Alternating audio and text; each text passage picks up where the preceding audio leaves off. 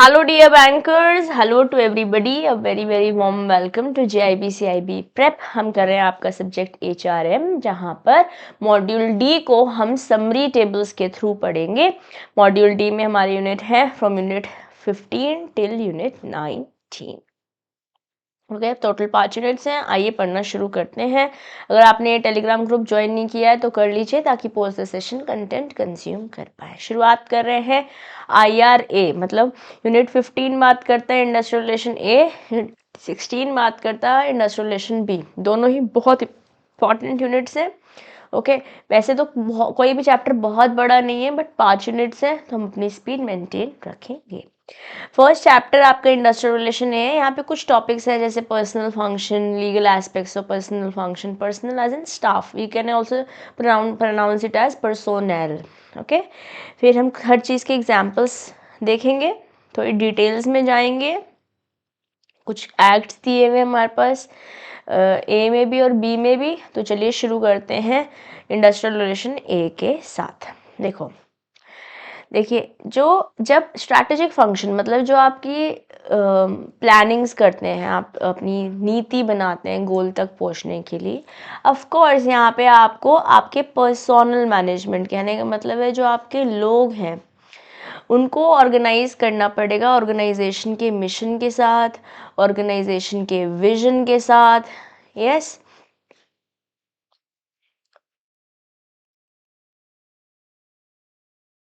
Personal management को organisation के mission के साथ, ऑर्गेनाइजेशन के विजन के साथ अलाइन करना होगा।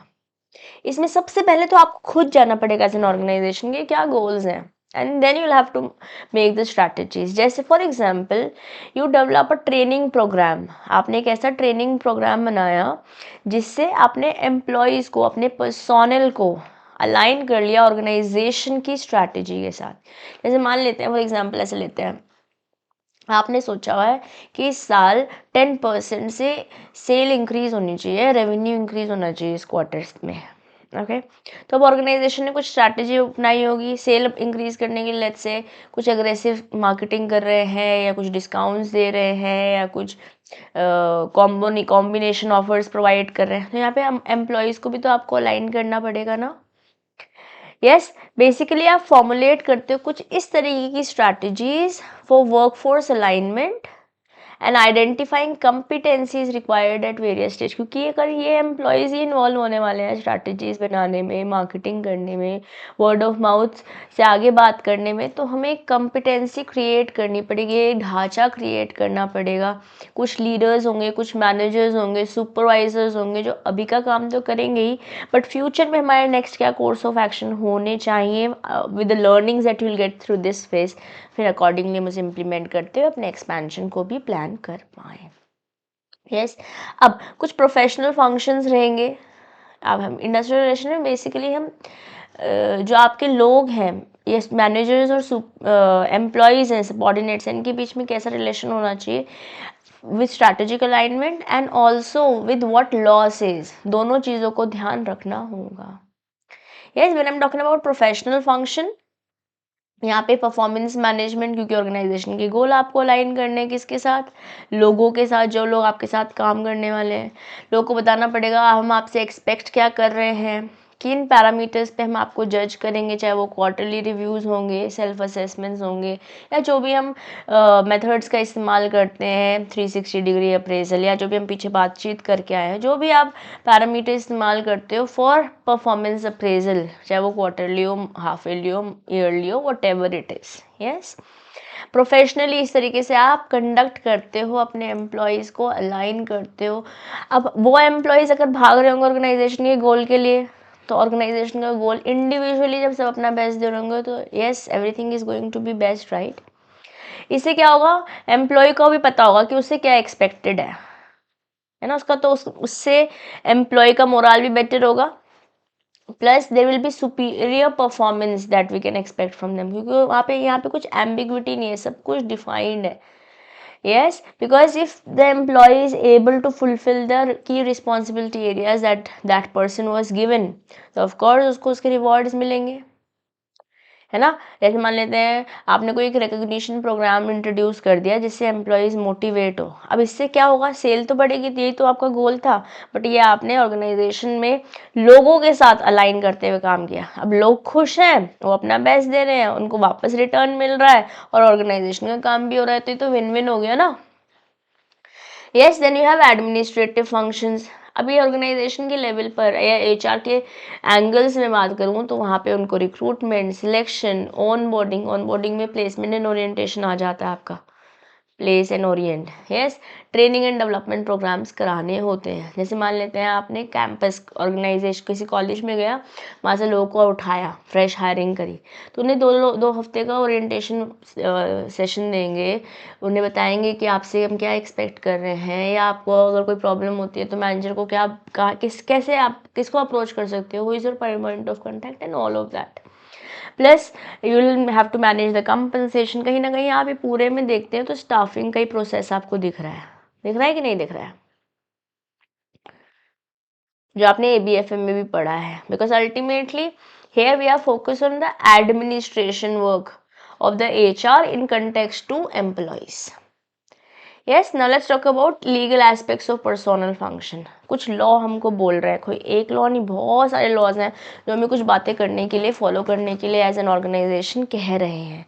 जैसे factories act, mines act, contract labour regulation and abolition act working conditions के बारे में बात करता है कि एक मैन्युफैक्चरिंग कंपनी को ध्यान रखना है कि जो वातावरण है, जो एनवायरनमेंट है जिसमें लोग काम कर रहे हैं, that should be good, proper ventilation हो, सेफ्टी इक्विपमेंट्स हो, फर्स्ट एड किट्स हो, ये सब कुछ के बारे में कौन बात करे, 3 लॉज वर्किंग कंडीशंस के बारे में बात करें। वेजेस के बारे में हमारे पास ये 2 लॉज हैं, payment of wages act and minimum wages act. Basically जैसे मान लेते हैं एक कोई रिटेल कंपनी है जहाँ पर लोग काम कर रहे हैं, तो उन्हें फॉलो करना पड़ेगा कि कम से कम 300 रुपये घंटा, 300 रुपये डे वर्कर्स को मिले। Yes, then social security provide करने के लिए कुछ लॉज हैं, जिसमें हमारे पास एम्प्लॉयज कंट्रीब्यूशन एक्ट है, मेटर्निटी बेनिफिट है। तो जैसे मान लेते हैं इसकी थोड़ी सी और डिटेलिंग्स हैं, डिटेल्स ऑल्सो रिक्वायर्ड। तो अगर मैंने यहाँ नोट्स में कवर करा हुआ होगा, आई मोस्ट होप प्रोबेबली मैंने करा ही हुआ होगा, बट लेट्स से कुछ और डिटेलिंग्स की ज़रूरत होती है तो I will share it on CMA दिशा दुआ टेलीग्राम ग्रुप। अगर आपने वो टेलीग्राम ग्रुप ज्वाइन नहीं किया है तो ज्वाइन करेंगे। जैसे मान लेते हैं कोई फीमेल एम्प्लॉय है जो 80 दिन अपने ऑलरेडी ऑर्गेनाइजेशन में कंप्लीट कर चुकी है, उसके बाद अगर she wants to go for a maternity leave during her pregnancy और after the delivery of the baby, वहाँ पे कुछ टाइमलाइंस हैं जो रिवाइज होती रहती है। अभी 1961 एक्ट, तो हम मैटर्निटी एक्ट, बेनिफिट एक्ट 1961 ही लेते हैं, बट रिसेंट टाइम में कुछ रिवीजन आया है जिनके बारे में मैं आपको I share the content of it with you guys. Okay, then you have employment and training. यहाँ पे employment exchanges act, apprentices act है। बेसिकली अगर कोई वैकेंसीज हैं आपकी ऑर्गेनाइजेशन में तो उन्हें एम्प्लॉयमेंट एक्सचेंज के साथ, कुछ ज़्यादातर गवर्नमेंट के भी एक्सचेंज प्रोग्राम्स होते हैं, उनमें आप अपने रजिस्टर कर दो कि आपको लोगों की ज़रूरत है, क्योंकि because there are people who want job. Yes, unemployment को भी तो हटाना है, सरकार का भी तो कुछ यहाँ पर दायित्व है जिसके लिए वो काम कर रही है। Yes, then you have industrial relation. For industrial relation, you have these 2 acts. These are very important. That is Trade Union Act 1926 and Industrial Disputes Act 1947. Do we have to ratify these acts as it is? अगर years नहीं भी याद हो रहे, कोशिश करो हो, अगर नहीं भी हो रहे हैं तो इट इज़ फाइन। ठीक है, अभी आपके पास पेपर जो नो BRBL है उसकी भी आपको तैयारी करनी है। यस, उससे पहले वाले पेपर की, जो आपका इलेक्टिव पेपर उससे पहले वाले पेपर की भी तैयारी करनी है। तो इलेक्टिव पेपर में पास समय कम है, क्योंकि तो जब जिस दिन रिवाइज कर रहे होंगे पेपर से पहले वाले दिन, इनको अच्छे से पढ़ के ज़रूर जाएंगे, क्योंकि ट्रेड यूनियंस एक्ट और इंडस्ट्रियल डिस्प्यूट्स एक्ट दोनों फैसिलिटेट करता है कलेक्टिव बार्गेनिंग अग्रीमेंट्स। क्या है कलेक्टिव बार्गेनिंग अग्रीमेंट? जैसे आपका बाय पार्टी सेटलमेंट अभी रिसेंटली हुआ है, क्या है ये, इसके बारे में डिटेल में आज डिस्कस करूँगी, क्योंकि हमारे सिलेबस में है, एग्ज़ाम में बहुत हाई पॉसिबिलिटी है पूछे जाने की। कुछ एग्जाम्पल्स और है हमारे पास, जैसे कॉन्ट्रैक्ट लेबर एक्ट 1970, ये बात करता है registration of principal employers, prohibition of contract labour for perennial activities. जैसे मान लेते हैं कंपनी है जो बंद कर रही है अपना कॉन्ट्रैक्ट लेबर, क्यों? क्योंकि वो आईटी ऑपरेशंस में आ रही है, तो ये जो लेबर का वर्क ही हटा रहे हो because you are going into core activity, तो इस पर प्रोहिबिशन है क्योंकि इसको पेरिनियल टास्क जैसे माना जाता है, ऐसा हमारे को लॉ बोल रहा है। Then you have shop and establishment act, यहाँ पे Bombay shop and establishment act पे ज़्यादा बात हो रखी है, ठीक है, जो हम कोशिश करेंगे पूरा कवर करने की।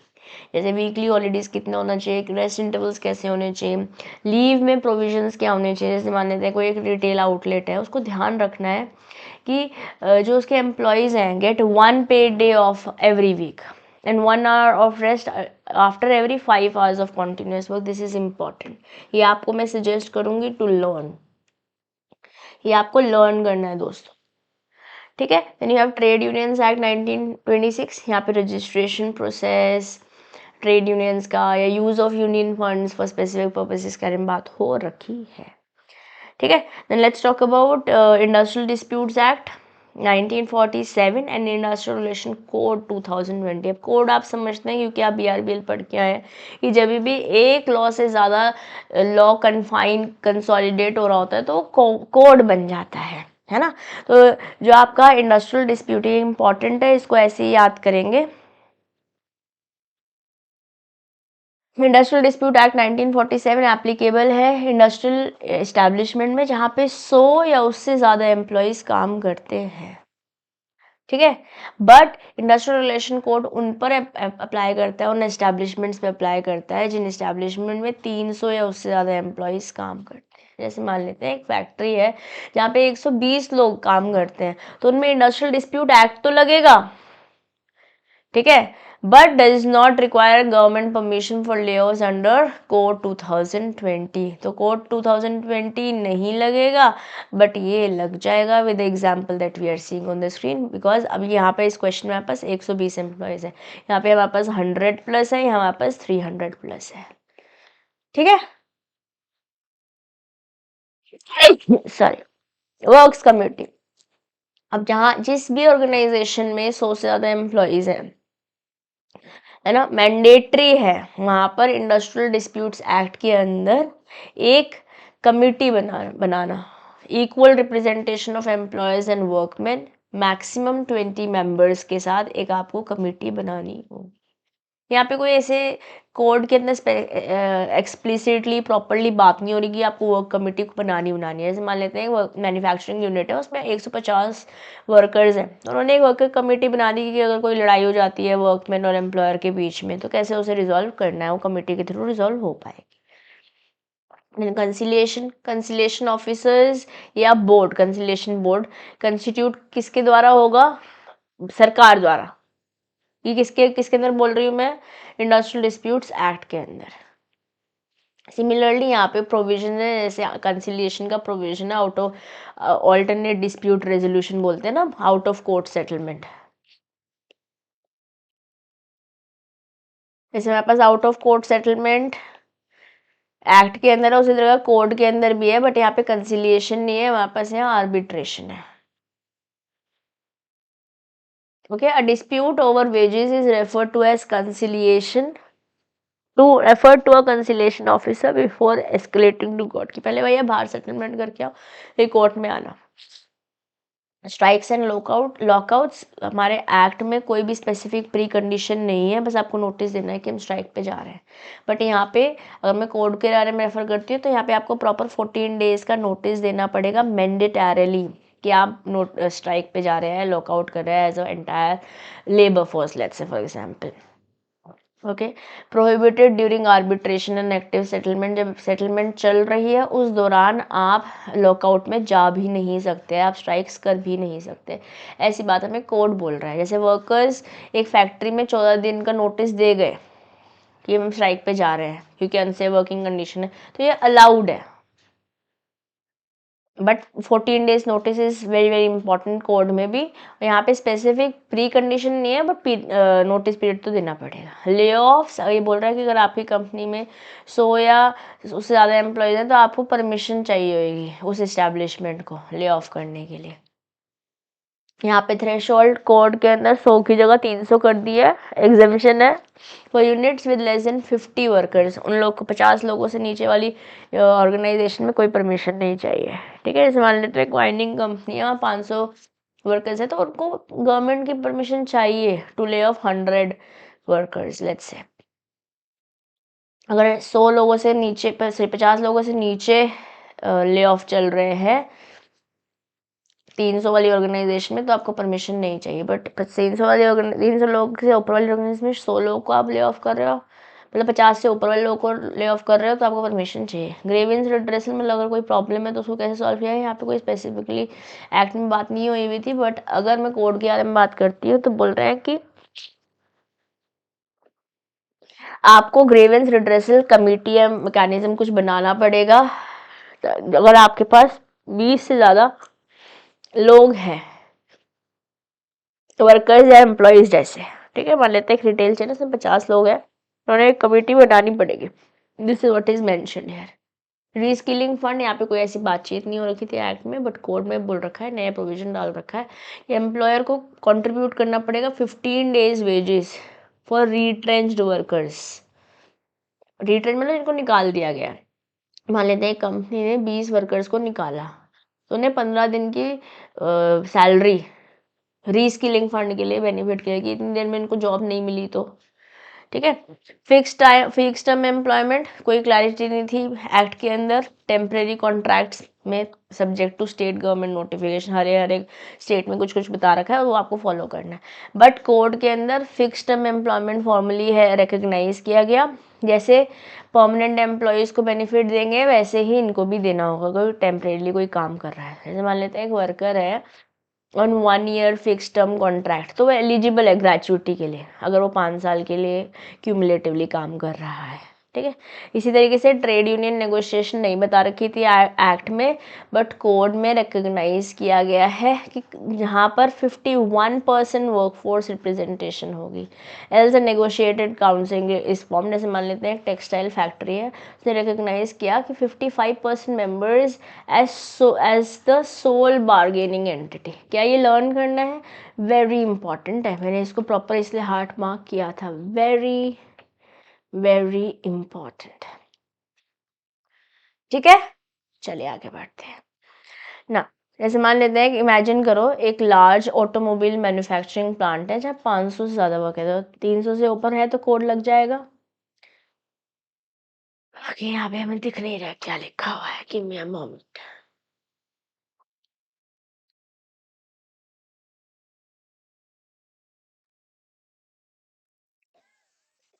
Sorry guys, I'm not well, okay? You'll have to bear with me.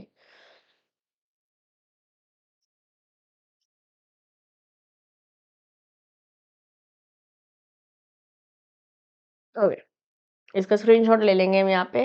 मान लेते हैं एक लार्ज ऑटोमोबाइल मैन्युफैक्चरिंग प्लांट है जहाँ 500 से ज़्यादा लोग हैं। ओके, तो आप फॉर्म कर सकते हो, you'll have to have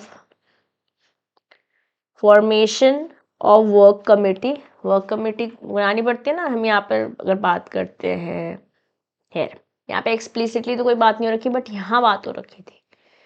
yes, the factory is obligated to form a works committee with equal representatives workforce and management ताकि एड्रेस की जा सके ग्रीवेंसेस। अगर ले ऑफ कर रहे हो, अगर मैं कोड की बात मानती हूँ तो ये बोल रहा है कि आपको अगर 300 से ज़्यादा एम्प्लॉयज़ हैं और 50 से ज़्यादा लोगों को आप निकालने वाले हो तो आपको सरकार की परमिशन चाहिए होगी। इसी तरीके से कोड में बोल रखा है ये 15 दिन की वेजेस अगर आपको देने पड़ेंगे एम्प्लॉयर की तरफ से। यूनियन नेगोशिएशंस, अगर मल्टीपल यूनियन है तो फैक्ट्री रिकग्नाइज करेगी एक यूनियन को with majority of 51% of member. जैसे अब हमने लास्ट स्टेटमेंट में देख रहे हैं 55% लोग हैं तो 51% ज़्यादा हो गया। अगर एक से ज़्यादा ट्रेड यूनियंस बन रखे हैं तो जहाँ पे रिप्रेजेंटेटिव्स होंगे comprising representatives of other unions meeting 20% threshold, जिनकी 20% ज़्यादा थ्रेशोल्ड है वो जितने भी टोटल एम्प्लॉयज़ हैं अपन के पास उसमें से, ठीक है। And that's about unit 15, important है, ठीक है। तो ऊपर फॉर्मेशन ऑफ वर्क कमिटी था और नीचे यूनियन नेगोशिएशन है, ये मैं लिख देती हूँ। ये जो है ये यूनियन नेगोशिएशन, इसका स्क्रीनशॉट आई होप आपने ले लिया होगा, अगर नहीं लिया है तो ले लो, टेक अ स्क्रीनशॉट है, ठीक है। चलिए now let's go to unit 16 industrial relation B. Historical background बोलते हैं ट्रेड यूनियन मूवमेंट का। तो trade union movement labour struggles colonial era से चल रहे हैं, ठीक है। ओवर टाइम ये ऑर्गेनाइज हो गए हैं। आज हम कहीं ना कहीं बातचीत करते हैं कि वर्कर्स की राइट्स को सेफगार्ड करना चाहिए। आज इम्पॉर्टेंट है ट्रेड यूनियन इन इंडिया, कौन कौन से इम्पॉर्टेंट है, जैसे हमारे पास AITUC है, all India trade union congress. Then ये we have INTUC, Indian national trade union congress. HMS, Hind Mazdoor Sabha. CITU, centre of Indian trade union. BMS, Bharatiya Mazdoor संघ।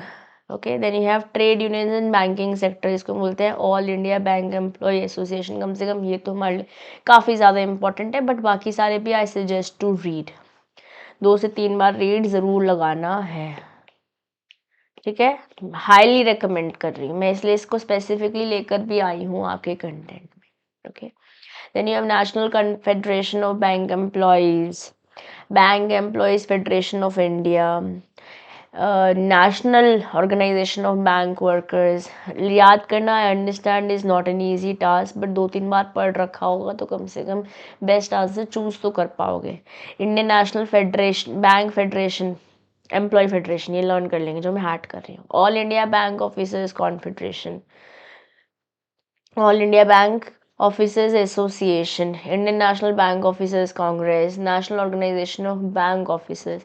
And weakness of trade unionism in bank industry, जैसे मान लेते हैं या इसको मान लेते हैं एग्जाम्पल पर्टिकुलरली, इसको मैंने समझते हैं जो weakness of trade unionism in banking industry है, ये ट्रेड यूनियन राइवलरी, लड़ाई अगर हो रही है, मल्टीपल यूनियंस हैं वापस में एक दूसरे से लड़ सकते हैं ना, तो उसके लिए ये बना हुआ है। कुछ इंपॉर्टेंट फैक्ट्स हैं, चालू करते हैं।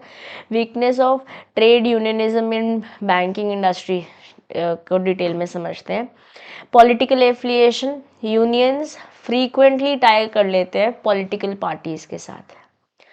प्रोलिफरेशन ऑफ यूनियंस, अगर बहुत सारी यूनियंस हैं तो कुछ तो यूनियंस आपको डाइल्यूट करनी पड़ेगी, और कहीं ना कहीं उनका इम्पैक्ट भी डाइल्यूट हो जाएगा। ये बोल रहा है ये बोल रहा है, ये आपस में लड़ते रहेंगे, है ना। एप्रीहेंशन ऑफ वर्कर्स, कहीं ना कहीं हिचकिच आते हैं वर्कर्स, क्योंकि लोगों को डर लगता है कि अगर हमने एक्टिवली किसी यूनियन का पार्ट ले लिया और मैनेजर्स को ये पता चल गया आप और ये लोग तो पीछे अपना पल्ला झाड़ लेंगे क्योंकि तो पॉलिटिकल पार्टीज के साथ जुड़े हुए हैं, हमारा क्या होगा। तो लोग वर्कर्स यहाँ पर कहीं ना कहीं हिचकिचाते हैं, एप्रीहेंशन है उनके पास अपनी। आउटसाइड लीडरशिप, लीडरशिप कहीं ना कहीं अगर मैं बैंकिंग इंडस्ट्री में वीकनेस ऑफ ट्रेड यूनियनिज्म देखूं तो नॉन बैंकिंग प्रोफेशनल डोमिनेट कर रहा है, एक इम्पॉर्टेंट बात है, ठीक है। देन एम्प्लॉय एटीट्यूड, रेजिस्टेंस है कि यूनियन वीकनेस देयर इफेक्टिवनेस, लगता तो है एम्प्लॉय का एटीट्यूड देखा जाए तो। Lack of leadership, inefficient leaders हैं तो ग्रोथ नहीं हो पाएगी। New generation employees, they often show lesser interest, जो नए जनरेशन एम्प्लॉयज़ हैं इतना इंटरेस्ट यूनियन में दिखा नहीं रहे हैं, ये एक इम्पॉर्टेंट बात है फिर से। अब इंडस्ट्रियल रिलेशन के बारे में बात करते हैं। तो इंडस्ट्रियल रिलेशन क्या है, इसमें इन्वॉल्व होता है रिलेशनशिप एम्प्लॉयर और एम्प्लॉई के बीच में ऑर्गेनाइजेशन सेटिंग में। अब how is this industrial relation different from human relation. IR क्योंकि फोकस करता है कलेक्टिव रिलेशन में, एम्प्लॉयर एम्प्लॉय टुगेदर, यहाँ पे यूनियन एक्सेट्रा के बारे में बात करें, जबकि ह्यूमन रिलेशन सब कुछ सारे HR के एस्पेक्ट्स कवर कर लेता है, मतलब कहीं ना कहीं इंडिविजुअल रिलेशनशिप भी यहाँ पर आ जाती है। ऑब्जेक्टिव क्या इंडस्ट्रियल रिलेशन का, से इंटरेस्ट सेफगार्ड कर रहे हैं, लेबर को प्रोटेक्ट कर रहे हैं, मैनेजमेंट के इंटरेस्ट को भी प्रोटेक्ट कर रहे हैं, दोनों, क्योंकि ये पता चल रहा है ये ज़्यादा हो गया है, ये इन पे भारी पड़ रहा है, ये इनके पास पावर है पैसा है तो ये इन पे भारी पड़ रहा है, दो it should be equal, equilibrium create करने की कोशिश करी जा रही है। अवॉइड इंडस्ट्रियल कॉन्फ्लिक्ट, अगर हमारे पास इंडस्ट्रियल रिलेशंस अच्छे हैं तो कहीं ना कहीं कॉन्फ्लिक्ट कम होगी। Prevent strikes and disputes,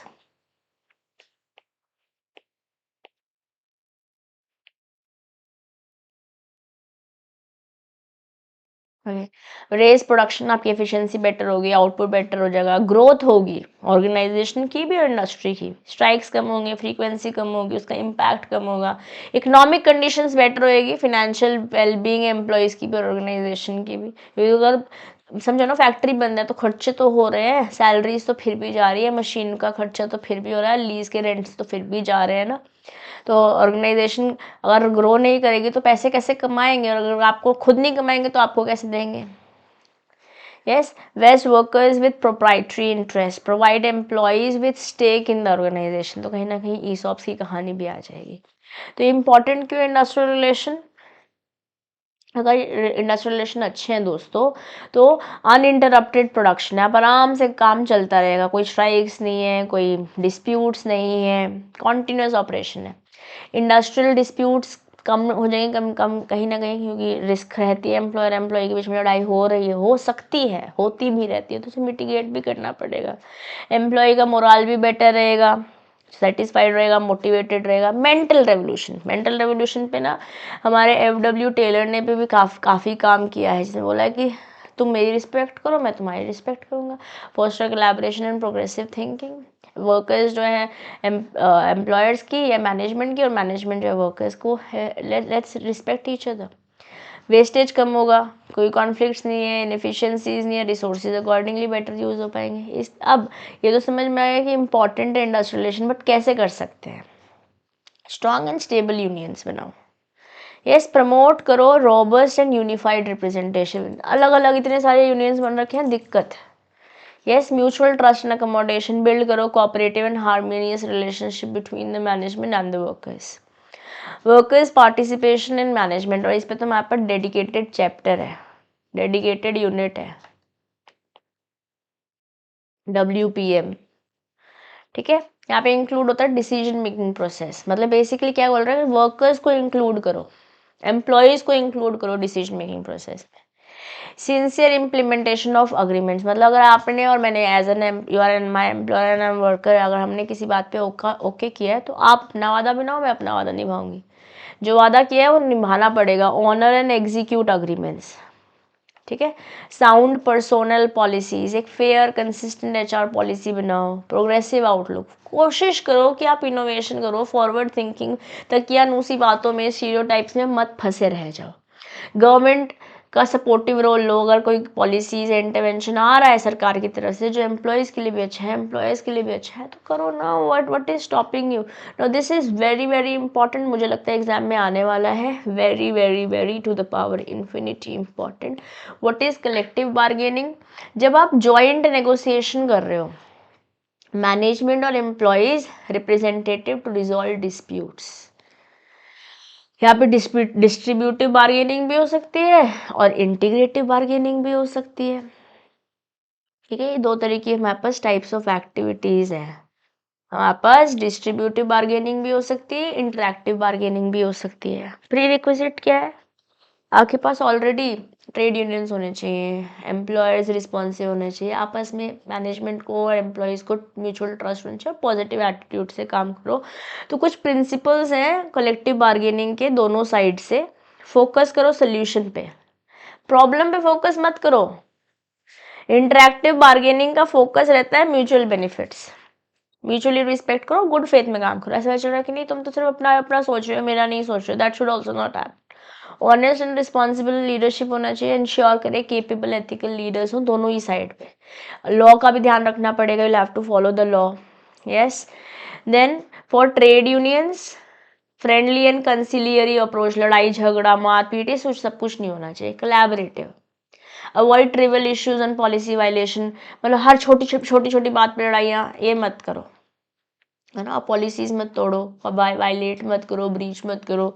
respect managements right and compulsion, you have to understand कि ऑर्गेनाइजेशन की भी कुछ कंस्ट्रेंट्स है, सब कुछ आपकी बातें नहीं मानी जा सकती, ऐसे हमारी बातें नहीं मानी जा सकती, मैं भी आप ही के साथ हूँ।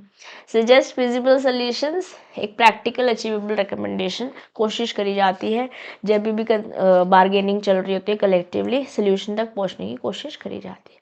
कुछ कलेक्टिव बार्गेनिंग बैंक्स में बायपार्टिज्म के थ्रू हमें दिखाई दिए हैं। यहाँ से ऑलमोस्ट हर ईयर में क्वेश्चन पूछा गया है, तो क्या मैम लर्न करना है? देखिए, लर्न करना बहुत डिफ़िकल्ट नहीं है, मैं कोशिश करूँगी आपके लिए एक ब्रेन में कहानी समझाने की। हमारे पास टोटल अभी तक 11 सेटलमेंट यहाँ दिख रहा है, बट अगर आप इंडियन पे देखते हो तो 12th बाय पार्ट सेटलमेंट भी आपको दिखाई देगा। ठीक है, पहले 1966 में चालू हुआ, फिर 4 साल का गैप हुआ, फिर 9 साल का गैप हुआ। 4 और 9 मैं अपनी डॉटर को सिखाती हूँ तो कंफ्यूज हो जाती है कभी कभी, तो ऐसी ब्रेन को याद करा लो। ठीक है, फिर आपके पास 4 और साल, फिर 5 और साल, फिर 6 और साल। ठीक है, फिर 4 और साल, फिर 5 और साल, फिर 5 और साल, फिर 5 और साल, फिर 5 और साल। इस तरीके से याद करने की कोशिश कर सकते हो, ईयर्स याद कर सकते हो। मंथ्स याद करना काफ़ी चैलेंजिंग हो सकता है, बट जो नीचे पीछे वाले एकदम पास वाले हैं ये आप याद करने की कोशिश कीजिएगा। ठीक है, that's it about unit industrial relation B. ठीक है, चलो यूनिट 17 की ओर चलते हैं। चले, कितनी देर का हो गया हमारा session? We are already done with 30 minutes, लगभग 1 घंटा और लगेगा, हो जाएगा हमारे। ठीक है, चलो चालू करते हैं यूनिट 17 के साथ, एम्प्लॉय ग्रेवियंस रिड्रेसल मैनेजमेंट। ये हमारा यूनिट 17 है। ग्रेवियंस का कंसेप्ट और डेफिनेशन समझते हैं पहले। तो ग्रेवियंस क्या है? कंप्लेंट है। अगर मान लेते हैं एम्प्लॉय को ये लगता है कि मैं अनफेयरली ट्रीट हो रहा हूँ, तो या तो वो रिटर्न या फिर ओरल कंप्लेन करेगा। ठीक है ना, जैसे मान लेते हैं कि एम्प्लॉय ने फाइल किया कि प्रमोशन नहीं दे रहे रिस्पेक्टिव कि वो सारे उसने क्राइटेरियाज फुलफिल कर लिए हैं। तो हमारे को डेल यॉर्डर ने डेफिनेशन दी है ग्रेवियंस की, जब रिटर्न कंप्लेंट, डेल यॉर्डर बोल रहे हैं ये रिटर्न कंप्लेंट है, जबकि कैथ डेविस बोल रहे हैं एनी रियल, इमेजिन भी हो सकता है रियली में हो ही नहीं, एनी रियल और imagine feeling of personal injustice कि मेरे साथ ना सही नहीं हो रहा है, ऐसा हमें कैथ डेविस बोल रहा है। क्या ये हमें लर्न करना है? बिल्कुल लर्न करना है। We have to learn these definitions. क्या कारण हो सकते हैं ग्रेवियंस के?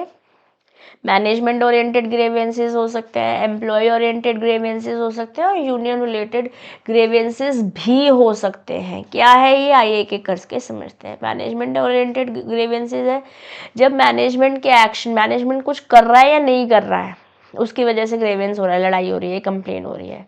एम्प्लॉय रिलेटेड ग्रेवियंस ये एम्प्लॉय की साइकोलॉजी या बिहेवियर से रिलेट कर रही है।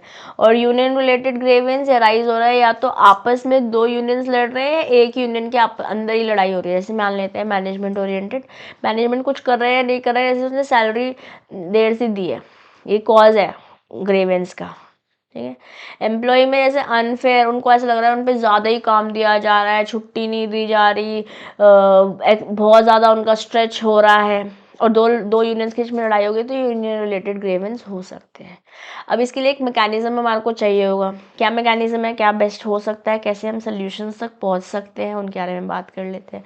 कोशिश कीजिए कि ओपन कम्युनिकेशन रहे, एम्पथेटिकली डील करो। हाँ, मैं समझ सकती हूँ, जैसे मेरी डॉटर बोलती है मम्मा मुझे एक और चॉकलेट खानी, अब मैं उसे बोलूँगी नहीं नहीं खानी, तो रोने लगेगी, वरना कहेगी नहीं मुझे खानी है, वरना पापा के पास चली जाएगी। बट वैसे बोलूँगी हाँ बेटा मैं समझ सकती हूँ, आपको चॉकलेट अच्छी लग रही होगी, मुझे भी बहुत अच्छी लगती थी जब मैं छोटी थी, बट ना देखो टीथ में ना हमारे कैविटी आ जाएगी, तो ऐसा कर लेते हैं, खा लेंगे हम चॉकलेट बट टुमारो, इसको अपने बैग में डाल दो, कल हम स्कूल से आएंगे फिर खा लेंगे। तो देखो अब यहाँ पे बात माने, बट उनकी बात समझनी भी तो पड़ेगी, एम्पैथेटिकली डील करना भी तो पड़ेगा।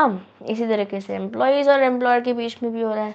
स्विफ्ट डिसीजन अथॉरिटी, स्विफ्ट ऐसे कुछ भी चल रहा है, ठीक है, इमीडिएट कम्युनिकेशन होना चाहिए डिसीजन का, जो भी है अपने तक मत रखो। और अपील और रिव्यू मैकेनिज्म भी, ऐसे नहीं कि भैया आरबीआई ने कुछ कह दिया तो हम सेंट्रल गवर्नमेंट के पास नहीं जा सकते, आरबीआई की बात भी तो मान रहे हैं, तो ये तो ऑर्गेनाइजेशन है। जैसे मान लेते हैं एचआर डिपार्टमेंट ने एम्प्लॉयज़ की कंप्लेन सुनी, 3 दिन में उसे फटाफट स्विफ्टली ख़त्म भी कर दिया, प्रॉब्लम को रिजॉल्व भी कर दिया। और अगर कोई एचआर से हैप्पी नहीं है तो there is also a mechanism कि आप ऊपर अपील लेके जा सकते हो। This is what is the entire mechanism talking about. Ultimately कोशिश यही करी जा रही है कि जो भी लड़ाई झगड़ा है उसे मैनेज किया जा सके। यस, अगर कोई कॉन्फ्लिक्ट्स हैं, अलग अलग तरीके के लोग होते हैं ग्रुप्स में, है ना, अलग अलग लोगों के इमोशंस हैं, लोगों की धारणाएं, अलग अलग परसेप्शंस हैं, तो अल्टीमेटली कोशिश ये करी जा रही है कि उसे मैनेज किया जा सके। Conflict over team responsibilities resolved through collaboration to achieve shared goals. This could be a way to manage conflict. Yes, अब कॉन्फ्लिक्ट आता कैसे आता है? स्टेटस डिफरेंसेस की वजह से। एक कंपेटिटिव एनवायरनमेंट हो गया, मैं आई विल डू इट, और आपस में हम कर तो रहे बट मैं नहीं चाहती कोई और करे। या let's say for example, yes, लोग के वैल्यू सिस्टम डिफरेंट है, कम्युनिकेशन ढंग से नहीं हो रही है। जैसे मान लेते हैं एक सीनियर एम्प्लॉय है, उसको लगता है कि उसका जूनियर उसको उतना तवज्जो नहीं दे रहा है। यस, या फिर एक जूनियर एम्प्लॉय को हायर रोल्स दे दिए बिना एक्सप्लेनेशन दिए, तो सीनियर एम्प्लॉय को बुरा लग सकता है। Yes, it could be source of conflict. Conflict ऐसा नहीं हमेशा ही बुरी होगी, ये पॉजिटिव भी हो सकता है, नेगेटिव भी हो सकता है। पॉजिटिव इफेक्ट क्या है कि अगर लड़ाई हो गई है तो उसे सॉल्व किया जा सकता है, पुरानी बातें भी उठ के आ सकती है, उसे भी सॉल्व किया जा सकता है। जैसे हमारे साथ घरों में भाई बहनों में भी हो जाती है, और जो लोग मैरिड हैं वो उस एंगल से भी समझ सकते हैं। हाँ, इंट्रैक्शन बेटर हो पाएगी, प्लस ट्रस्ट बेटर हो पाएगा, एक यूनिटी बन पाएगी। जैसे मान लेते हैं डिसएग्रीमेंट हुआ अबाउट रिसोर्स एलोकेशन, किसको कितना बजट मिला, लेट्स से फॉर एग्जांपल, तो लड़ाई अगर हो गई तो कहीं ट्रांसपेरेंसी भी आएगी, इम्प्रूव्ड टीम कोहेशन भी होगा, बट इससे कुछ प्रॉब्लम्स भी हो सकती है। जैसे छोटी छोटी बातें बड़ी हो सकती है। ये ऐसे कैसे, वो क्या बोलता है प्यार के पंचनामे में कि मेरे घर में इतने मग्स हैं, लेने जाते पड़ते हैं, मेरे घर में इतने मग्स हैं कि मैं उनको कितना बेच सकता हूँ, और सारी बात चल के उस उंगली पे आ जाती है, everything flushes down the gut. हाँ तो छोटी छोटी बातों पे लड़ाई हो सकती है, रिलेशनशिप्स खराब हो सकते हैं, लोगों का इंटरेस्ट ऊपर से दिख रहा कुछ हो रहा है, अंदर कुछ और ही कहानी है, और यूनिटी भी कहीं ना कहीं ब्रेक तो होती है। जैसे मान लेते हैं मिसकम्युनिकेशन हुआ deadline about a project, heated arguments हो गए, नहीं ये तो हो नहीं सकता, तुम्हें तो करना पड़ेगा, एटसेट्रा। ठीक है, इससे क्या हुआ, शायद मिस प्रॉब्लम तो डेट की थी ना, और वो एक्चुअल डेट भी नहीं थी, और हमने इतनी लड़ाई कर ली। इससे क्या हुआ, हमेशा के लिए दिल में दरारें पड़ जाती हैं। हाँ, कॉन्फ्लिक्ट रेजोल्यूशन टेक्निक, तो हमें थॉमस एंड किलमैन ने 2 डायमेंशनल मॉडल दिया है, जिन्होंने आइडेंटिफाई किए हैं 5 कॉन्फ्लिक्ट हैंडलिंग स्टाइल्स। क्या है वो 5 conflict handling styles? Very very important, okay, very very important. क्या है वो 5 तरीके? Competing, collaborating, avoiding, accommodating and compromising. जैसे मान लेते हैं एक मैनेजर ने कोलैबोरेशन इस्तेमाल किया, साथ मिलके करते हैं। कंपीटिंग पहले देखते हैं कौन, देखें ज़रा किसमें कितना है दम। कोलैबोरेशन चल थोड़ा मिलजुल के कर लेते हैं। अवॉइड, तू देख अपना, मैं अपना देखूंगा। अकोमोडेटिंग, थोड़ा तू थोड़ा मैं, हाँ, या मेरे में तू थोड़ा सा मान जा। Compromise, settlement. या now management dilemma. Management dilemma क्या है? ये तब होता है जब managers face competing goals and no clear answer.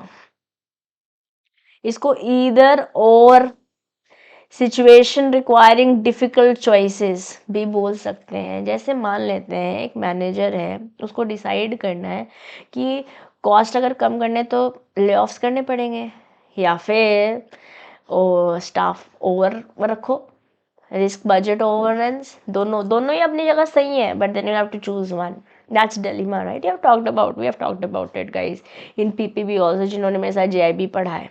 या let's talk about unit 18 WPM. मैंने पीछे बताया था, मेरे पास एक डेडिकेटेड यूनिट है इसके बारे में। 2 छोटी छोटी यूनिट्स और रह गई हैं, आइए पढ़ाई करते हैं। यूनिट 19 थोड़ी सी बड़ी है, ठीक है, बट पूरी कोशिश करेंगे इस पर भी थोड़ा अच्छे से समय दिया जाए। डब्ल्यूपीएम पढ़ते हैं, that is workers participation in management. जब आप लोगों को इन्वॉल्व करते हो ना, उन्हें अच्छा लगता है, ठीक है, वो आपके साथ ज़्यादा अलाइन हो पाते हैं।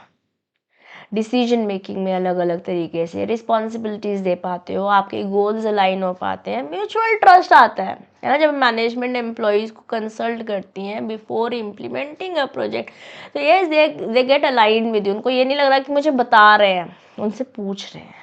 Yes, types of decision requiring participation, 3 areas हैं, ठीक है। कौन कौन से 3 एरियाज़ हैं? इकोनॉमिक डिसीजंस हो सकते हैं, पर्सनल डिसीजंस हो सकते हैं और सोशल डिसीजंस भी हो सकते हैं। इकोनॉमिक डिसीजन में क्या स्ट्रैटेजीज़ हैं, पैसे कैसे लगने हैं। पर्सनल में लोगों के बारे में, स्टाफ किसको लाना है, कैसे लाना है, कैसे ट्रेनिंग होनी है।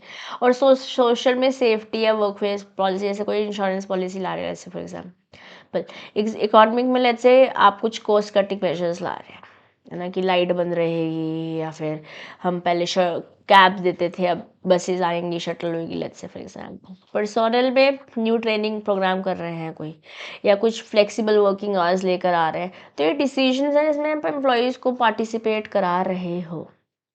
Now, how do you define or understand the concept of participation? Participation जब किसी को mentally और emotionally engage कर लेते हो, किस यहाँ पे, क्योंकि हम एम्प्लॉयज़ के बारे में बात कर रहे हैं, तो एम्प्लॉयज़ को ग्रुप डिसीजन में mentally और emotionally engage कर रहे हो, that is participation. Ideal participation क्या है? अच्छी participation क्या है? सब लोग साथ मिलके, मतलब jointly decision ले रहे हैं, रिस्पॉन्सिबिलिटी शेयर कर रहे हैं, इंक्लूसिविटी है, कोलैबोरेशन के साथ काम कर रहे हैं। यहाँ पे एम्प्लॉयज़ क्या करेंगे, अपने अपने आइडियाज़ भी देंगे ताकि कस्टमर का सेटिस्फैक्शन बेटर हो, टीम का जो एजेंडा था मीटिंग का वो भी सेटिस्फाई हो पाए। Then what are the levels of participation? Okay, it could be informative, consultative, administrative और डिसाइसिव।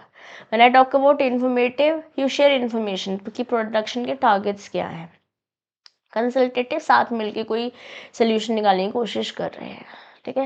एडमिनिस्ट्रेटिव, जहाँ पे आपको सिलेक्ट करना है, कुछ सजेशंस हैं, इनमें से बताइए बेस्ट ऑप्शन क्या है।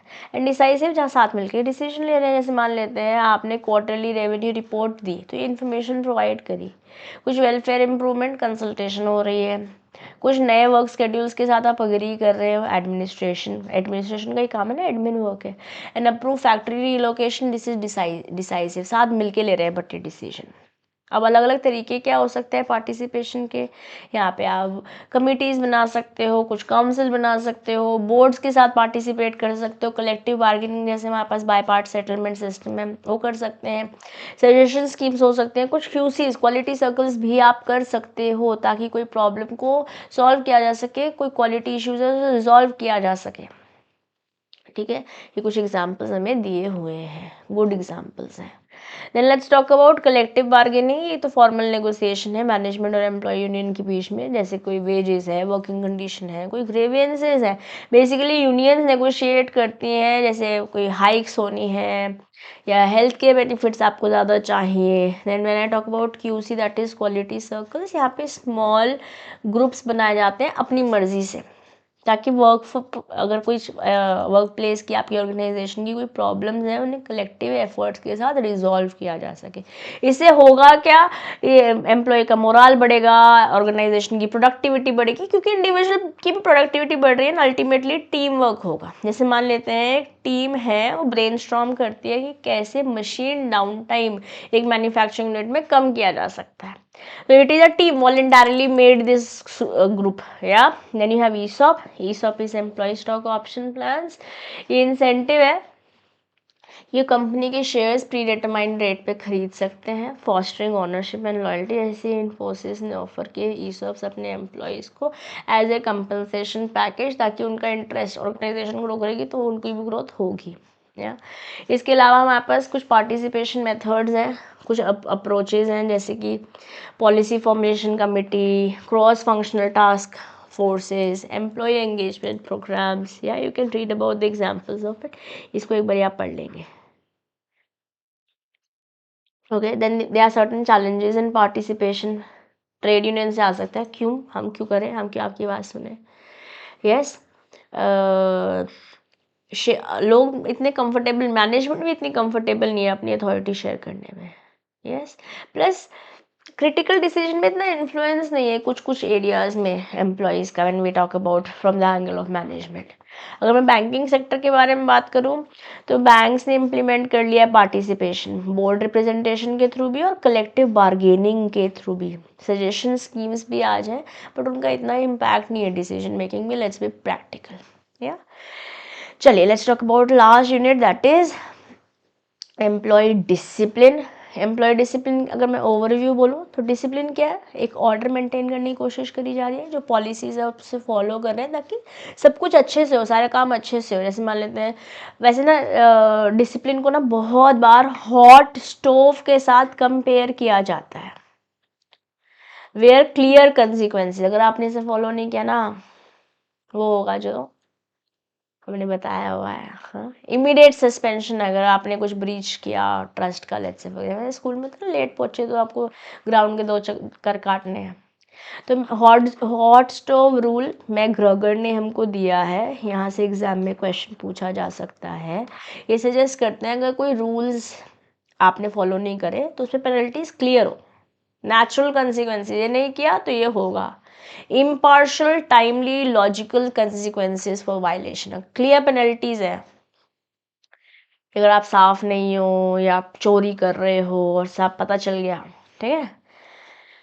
फिर प्रिंसिपल ऑफ नेचुरल जस्टिस, कोशिश ये रहती है जैसे लोक अदालत में भी आपने पढ़ा BRML में, इंश्योर किया जाता है फेयरनेस रहे। डिसिप्लिनरी प्रोसेसेस किसी के साथ कुछ और किसी के साथ कुछ हो ऐसा ना हो, इक्वली ट्रीट कर रहे हो सबको, ऐसा होना चाहिए। यस, प्लस उनको everybody should get a chance to be heard, employees must have a chance to defend themselves. Yes, employees को बता दिया कि मैं आपसे आप पे ये चार्जेस लगे हैं, ठीक है। फिर उनको बोला give them an opportunity of being heard and cross examine करो, क्या उनके पास एलाबाय है, कोई उनके पास कोई विटनेस है। लेट्स से फॉर एग्जांपल मान लेते हैं कोई एम्प्लॉई है, उस पर बोला है कि आपने मिसकंडक्ट किया है, तो उसको सुनना पड़ेगा भैया। you'll have to give them a chance to defend themselves and this is what is the principle of natural justice says। अब क्या स्टेप्स है पॉजिटिव डिसिप्लिन के? प्रॉपर रूल्स है, सबको फॉलो करना है, रेगुलरली अपडेट देना है। और अगर आप डिसिप्लिनरी कल्चर क्रिएट करना चाहते हैं तो you have to have clear code of conduct, rule of acceptability जो बोला है फिर आपको फॉलो करना पड़ेगा। पीरियोडिक रूल रिव्यू है, जैसे फॉर एग्जांपल रेगुलर ट्रेनिंग दी जा रही है कंपनी की पॉलिसीज़ पे, अपडेट किया जा रहा है। जैसे कुछ मैंडेटरी ट्रेनिंग्स नहीं होती, आपको कंप्लीट करनी होती है, फिर एंड में कुछ क्वेश्चंस पूछते हैं, फिर आपके यहाँ से रिजल्ट आता है। Yes, then you have reformative theory. Let's talk about employ counselling. एक सपोर्टिव प्रोसेस है जहाँ पर मैनेजर सुनता है, गाइड करता है, कोई गलतियाँ करी है तो उसके बारे में बताता है कैसे सोल्यूशन क्या है, इसका पॉजिटिव रीइंफोर्समेंट क्या है। ये टाइम मैनेजमेंट के बारे में हो सकता है, एक मैनेजर अपने सबॉर्डिनेट को समझा रहा है। Then let's talk about reformative theory. What is reformative theory? ये फोकस करता है लोगों के बिहेवियर्स को रिफॉर्म करने में, रादर देन पनिशमेंट। कोशिश करें पनिश मत करो बट कैसे बेटर किया जा सकता है। It allows to assess punishment based on nature of misconduct. देखो इंसान है, गलतियां करेंगे, इंसान तो गलतियों का पुतला है, this is tour is human है। और हर एक चीज़ के लिए पनिशमेंट दे देंगे तो इंसान सुधरेगा कैसे, है ना। इंसान गलतियों का पुतला है।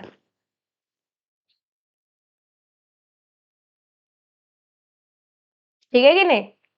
So I'm offering extra training to an employee caught breaking minor rules। Disciplinary rules bank में क्या है? बैंक ने कुछ स्पेसिफिक डिसिप्लिनरी कोड बता रखा है, कुछ मेजर पेनल्टीज है, कुछ माइनर पेनल्टीज है। अगर आपने डिपेंड करेगा कि मिसकंडक्ट किस लेवल का है, क्या सीवियरिटी है। एम्प्लॉयज़ को निकाला भी जा सकता है अगर आपने गड़बड़ करी, तो हम सबने आसपास अपने देखा है, कोई फ्रॉड में पकड़े गए मान लेते हैं for example. Okay, now what are disciplinary rules ward staff? यहाँ पे एम्प्लॉयज़ होते हैं जो इन्वॉल्व रहते हैं इन मिसकंडक्ट या steps for addressing violation. Proper gross definition बतानी पड़ेगी, ग्रॉस क्या है, माइनर मिसकंडक्ट क्या है, दोनों की पेनल्टी बताओ, एकदम सिवियर वाली भी और नॉर्मल वाली भी। Let's say okay, now let's talk about officers who are these disciplinary rule officers. Banks में कुछ ऑफिसर्स होते हैं जो एथिकल स्टैंडर्ड्स फॉलो करने को बोलते हैं ताकि कॉन्फ्लिक्ट ऑफ इंटरेस्ट ना हो, है ना, जैसे रूल्स रिगार्डिंग सीक्रेसी, हमारे पास तो सबका कॉन्फिडेंशियल डेटा होता है, हम शेयर नहीं कर सकते। Outside employment, moon lightning, office में काम कर रहे हो फिर बाद में भी कर, that should also not happen. या जैसे एक ऑफिसर जो है वो excessive money outside the bank दे रहा है, उसको डिसिप्लिनरी एक्शन लगाए जा सकते हैं। जैसे फॉर एग्जांपल आपने अभी रिसेंटली एक मूवी देखी होगी लकी भास्कर, नेटफ्लिक्स पर, नहीं देखी तो एग्जाम के बाद देखना, ठीक है। चलो, डोमेस्टिक इंक्वायरी एक सीरियस प्रोसेस है, फॉर्मेलिटी नहीं है, प्रॉपर इंक्वायरी बैठ जाती है जहाँ पे fair proceedings, compliance is law बोल रहा है, नेचुरल जस्टिस फॉलो होता है। जैसे मान लेते हैं आपको नोटिस दिया, एविडेंस कलेक्ट हुए, आपकी बात सुनेंगे, आप know how do you defend your self basically. Fraud in banks, fraud बोले तो जब आप जानबूझ के धोखा दे रहे हैं, डिसीव कर रहे हैं अपने अपने फिनेंशियल गेन्स के लिए। क्रूशियल है कि बैंक्स इंटरनल एक्सटर्नल थ्रेट से यहाँ पे बचे। तो यहाँ पे साइबर सिक्योरिटी भी हो सकता है, इनसाइडर ट्रेडिंग भी हो सकता है, कुछ फ्रॉड केसेस भी हो सकते हैं जो ढंग से मॉनिटर करने बहुत ज़रूरी है। How do you prevent these frauds? कोशिश तो ये करनी चाहिए कि प्रोएक्टिवली हम मेजर्स लें कि हमारे पास प्रॉपर सिक्योरिटी हो, ट्रेनिंग हो, स्ट्रिक्ट एक्सेस हो कि